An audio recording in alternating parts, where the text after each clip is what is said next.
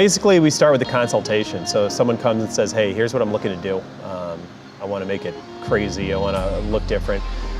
It really helps to kind of know what the customer's looking for as far as budget goes. If I don't have a budget, especially in this realm dealing with like high-end exotic cars, you can price it out pretty quickly. So for instance, I'm looking at a body kit that could be in excess of $100,000. It's insane money. But that being said, you know, there's certain people that they got to have the latest and greatest and wildest stuff out there. But for other people, they're just looking for side skirts and, you know, maybe a front lip, maybe a spoiler, or less. And if you know kind of what they're looking for, it helps you not waste time.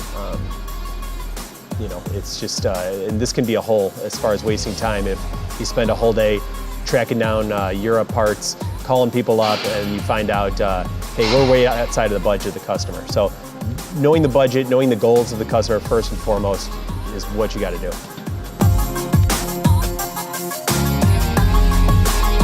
Over the years, our clientele is varied, but the nice thing is that we have a lot of serious car collectors.